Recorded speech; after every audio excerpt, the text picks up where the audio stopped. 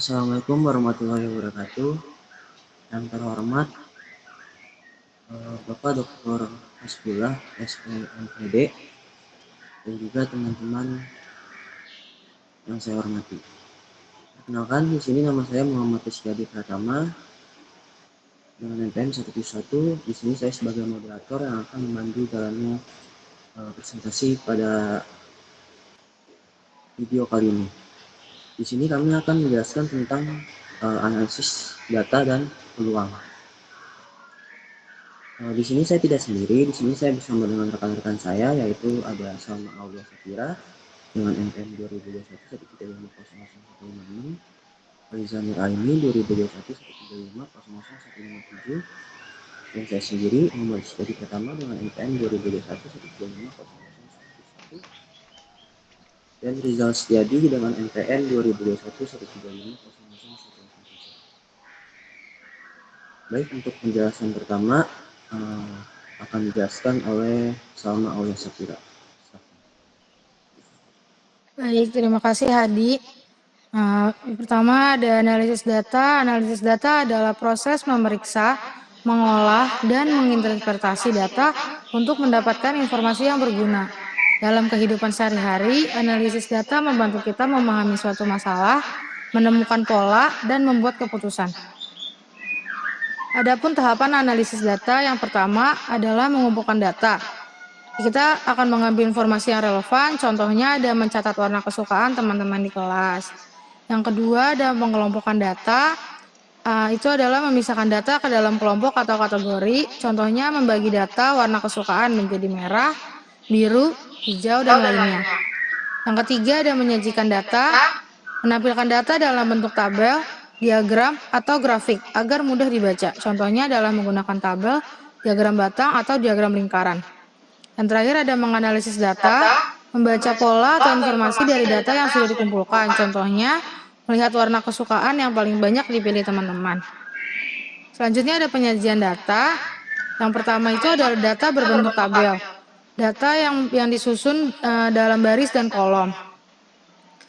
Yang kedua ada data berbentuk diagram batang, menggunakan batang vertikal atau horizontal untuk menunjukkan jumlah data dan cocok untuk perbandingan.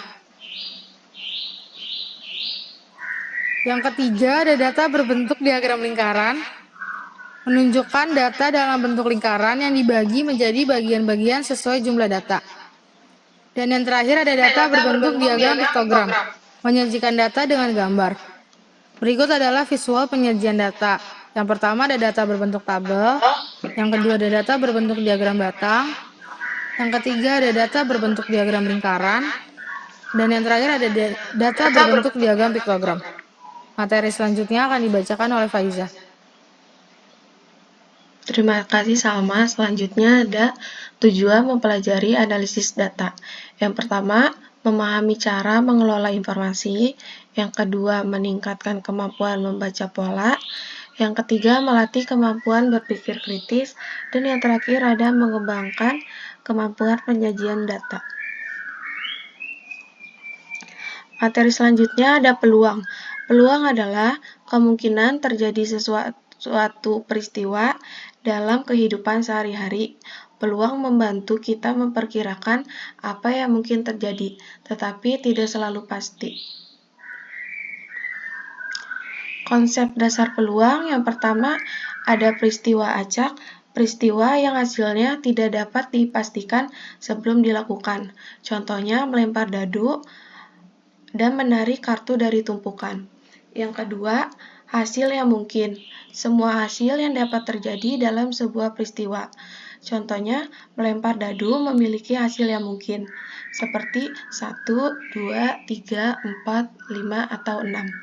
Yang ketiga, peluang sebagai pecahan atau persentase. Sebagai pecahan, peluang jumlah hasil yang diinginkan atau jumlah hasil yang mungkin. Persentase mengubah pecahan menjadi persen. Contoh, jika melempar koin, peluang muncul gambar adalah setengah atau 50%. Tujuan mempelajari peluang Yang pertama, memahami konsep ketidakpastian. Yang kedua, membantu membuat keputusan berdasarkan kemungkinan. Yang ketiga, melatih berpikir logis. Dan yang terakhir, meningkatkan pemahaman matematika secara praktis. Selanjutnya akan dilanjutkan oleh Rizal.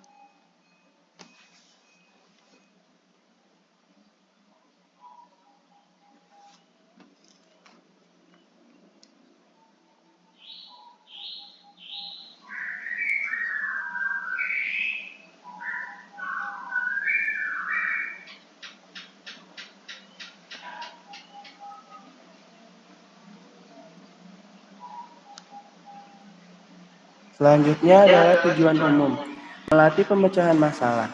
Siswa belajar menggunakan data dan peluang untuk menjawab pertanyaan atau memecahkan masalah. Yang kedua, mengasah keterampilan komunikasi. Siswa dapat menjelaskan data atau peluang kepada orang lain dengan cara yang sederhana dan jelas. Yang ketiga, meningkatkan kesiapan untuk kehidupan nyata. Pemahaman tentang data dan peluang membantu siswa menghadapi situasi sehari-hari seperti perencanaan atau permainan. Yang keempat, mengembangkan rasa ingin tahu. Siswa terdorong untuk bertanya, menggali informasi, dan memahami dunia di sekitar mereka melalui data. Selanjutnya, manfaat mempelajari analisis data dan peluang. Yang pertama, meningkatkan kemampuan berpikir kritis dan logis.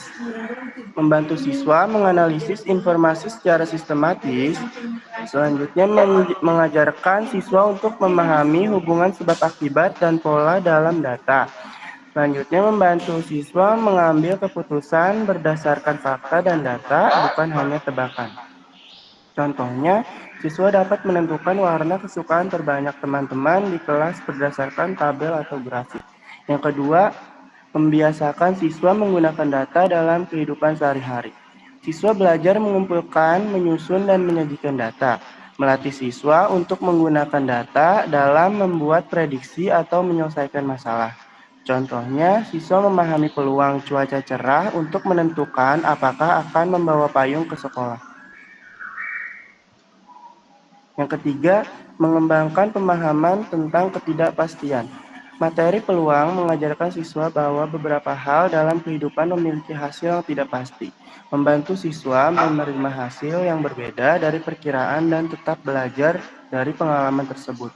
Contohnya, siswa memahami bahwa peluang melempar koin menghasilkan gambar atau angka sama-sama 50%, tetapi hasilnya bisa berbeda-beda setiap kali.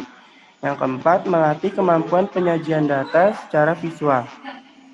Siswa belajar menyajikan informasi dalam bentuk tabel, grafik, atau diagram yang membantu mereka menyampaikan informasi secara jelas.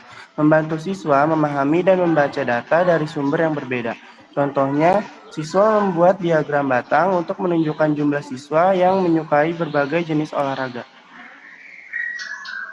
Yang kelima, mendorong kerjasama dan diskusi kelompok. Ketika melakukan kegiatan analisis data atau percobaan peluang, siswa dapat bekerja dalam kelompok, melatih kemampuan berdiskusi, berbagi tugas, dan mengambil kesimpulan bersama.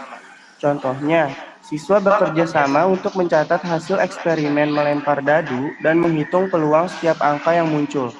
Yang keenam, menyiapkan siswa untuk pembelajaran selanjutnya. Analisis data dan peluang adalah dasar untuk pelajaran yang lebih kompleks di tingkat lebih tinggi, seperti statistik, matematika, dan sains. Membantu siswa memahami konsep yang digunakan dalam kehidupan nyata, seperti survei, prediksi, atau statistik olahraga. Yang ketujuh, membuat pembelajaran menjadi menarik dan bermakna. Materi ini sering melibatkan percobaan sederhana seperti melempar koin atau dadu, yang membuat pembelajaran menjadi menyenangkan. Siswa merasa terlibat secara langsung karena mereka melihat hasilnya sendiri. Baik, selanjutnya saya kembalikan kepada moderator. Baik, terima kasih Rizal. Demikianlah pembahasan kita mengenai analisis data dan peluang.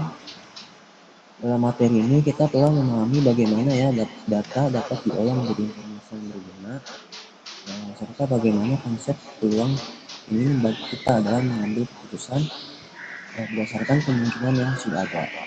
Dan kami berharap materi ini dapat menambah wawasan dan meningkatkan kemampuan analisis, khususnya dalam memahami pola, membuat prediksi, dan menyelesaikan masalah yang berkaitan dengan data dan peluang. Terima kasih atas perhatian dan partisipasinya. Semoga materi ini bermanfaat untuk kita semua. Wassalamualaikum warahmatullahi wabarakatuh.